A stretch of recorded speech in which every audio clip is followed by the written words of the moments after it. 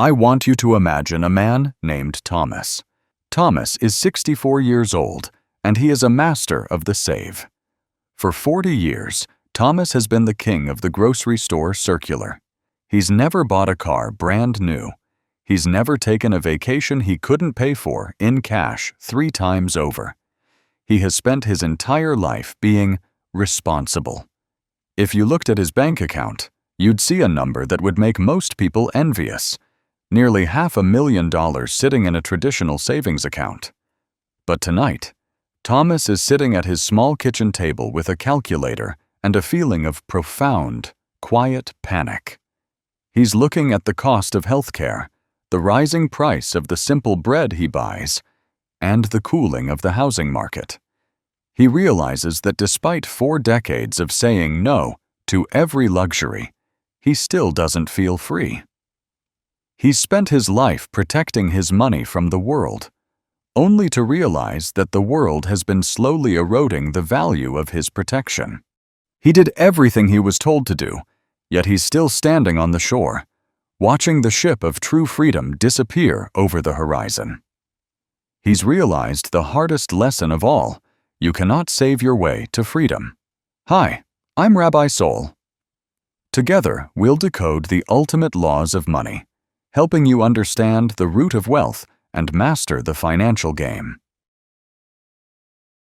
Most of us were raised with a very specific financial gospel, the gospel of frugality. We were taught that the path to a good life was paved with coupons, generic brands, and the avoidance of debt at all costs. We were told that if we were just disciplined enough, if we could just squeeze $1 more out of our paycheck and tuck it away under the proverbial mattress, we would eventually reach a point of arrival. We treat saving as the destination, the ultimate proof of our character. But here is the uncomfortable truth that society rarely dares to whisper. Saving is a defensive maneuver. It is the act of holding on to what you already have. And in a world that is designed to move forward, standing still is the same as falling behind. We fundamentally misunderstand the difference between security and freedom. Security is having enough to survive a crisis. Freedom is having enough to no longer care about the crisis.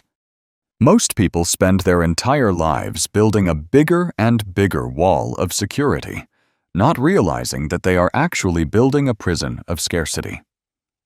They believe that the danger lies in the risk of the outside world, but the real danger is the slow, silent decay of their own purchasing power. We struggle because we've been taught to be hoarders of currency rather than allocators of capital. We've been taught to fear the market, fear the unknown, and fear the very mechanisms that create wealth. We aren't failing because we aren't saving enough. We are failing because we are using an ancient survival instinct to try and win a modern economic game. To understand why Thomas is sitting in the dark with a calculator, we have to look at the psychological weight of the scarcity mindset. This is a biological leftover from a time when resources were physical and finite. If our ancestors found a stash of grain, the safest thing to do was to guard it with their lives.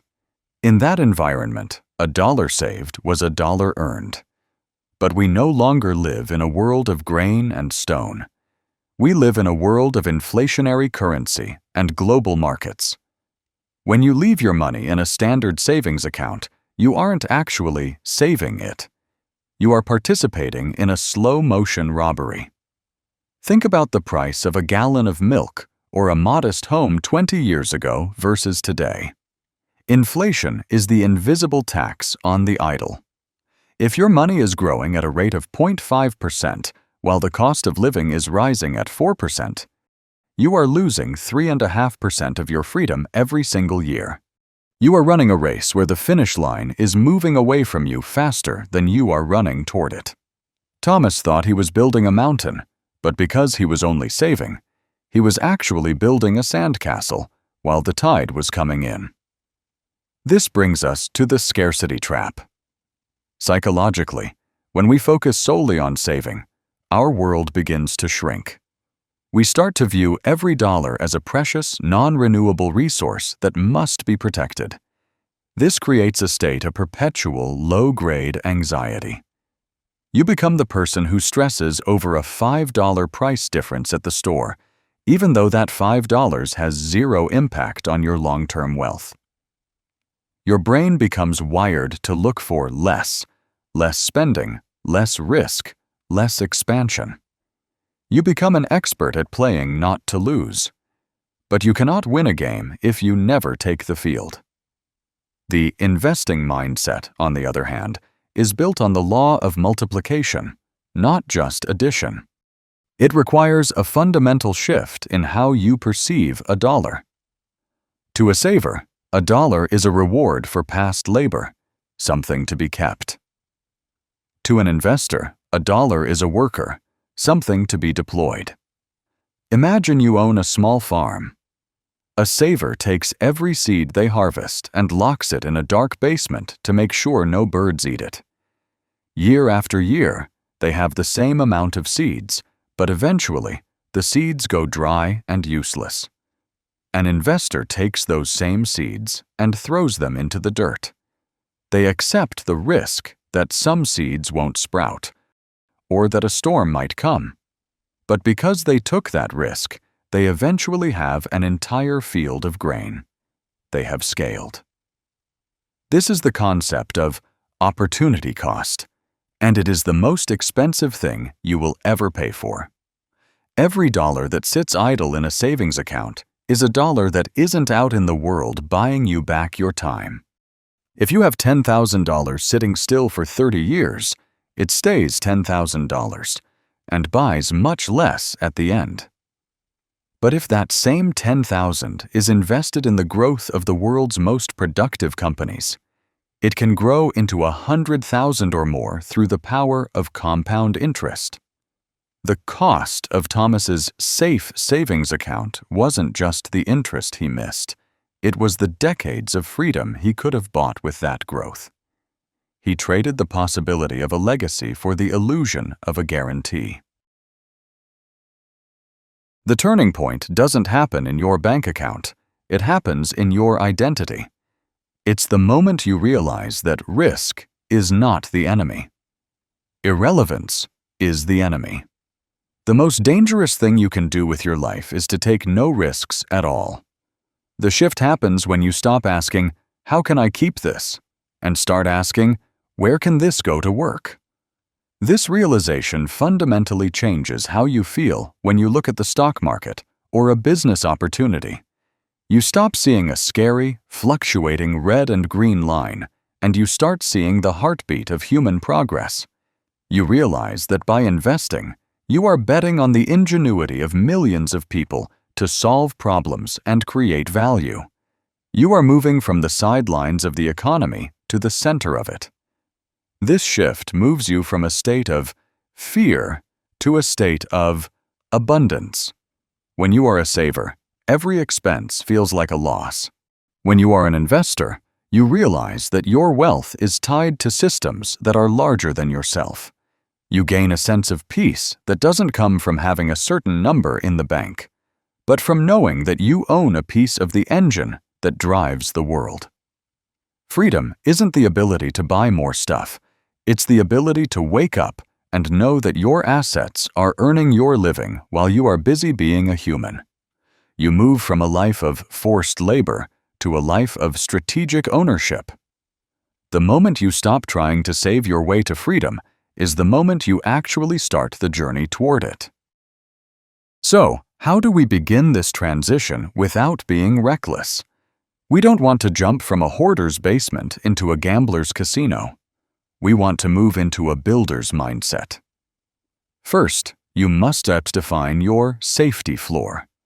This is your emergency fund, and yes, this part is for saving. It should be 3 to 6 months of your essential expenses: rent, groceries, basic utilities. This money stays liquid in a high-yield account. Its job is not to grow. Its job is to provide you with the psychological stability to take risks with the rest of your money. Once that floor is built, you must stop adding to it. A floor that is 10 feet thick doesn't make the house any better. It just wastes materials. Second, you must automate your scaling contribution. Most people try to invest what is left over, but as we've discussed, the scarcity brain will always find a reason to spend what's left. You must treat your investments like a mandatory bill that you owe to your future self. Set up a recurring transfer to a diversified index fund or a brokerage account the same day your paycheck arrives. You are investing your way to freedom before you even have the chance to save or spend that money. Third, you need to change your information diet. If you spend all your time reading about market crashes and economic doom, your scarcity brain will stay in high alert. Start learning about the history of markets, the mechanics of compound interest, and the stories of people who built wealth through ownership. You need to normalize the idea of productive risk. You need to see that over the long term, the risk of the market has been one of the most consistent wealth generators in history. Fourth, start small, but start live. There is a psychological hurdle to that first investment. You don't need $10,000 to start. You can start with $50. The goal isn't the profit of that first $50. The goal is to prove to your brain that the world didn't end when you moved money from safe to productive. You are building the muscle of the accumulator. Finally, ruthlessly audit your maintenance costs. Look at the things in your life that you are saving for. Are you saving for a car that will be worth half as much in 3 years? Or are you investing in an asset that will pay you for the next 30? Every time you choose an asset over a liability, you are picking the lock on your own handcuffs. If you've spent your life being a Thomas, always careful, always saving, yet always feeling a little bit behind, I want you to know that your discipline is a gift. It is the foundation of everything that comes next. You have the hard part down. You know how to delay gratification. Now you just need to change the direction of that discipline. Moving from a scarcity mindset to an investing mindset is scary because it requires you to trust the future. It requires you to believe that the world will continue to grow and that you deserve a seat at the table of that growth. True freedom isn't found in a pile of cash that you have to guard with your life. It's found in the quiet confidence that your resources are working for you, even while you sleep. It's the ability to spend your time on what truly matters, your family, your health, your passions, without the constant, nagging voice of the calculator in your head. Take a deep breath. You don't have to change everything today. Just start by recognizing that your money is meant for more than just staying safe. It's meant for scale. It's meant for freedom. Be patient with the journey. Progress is more important than perfection. You're doing better than you think.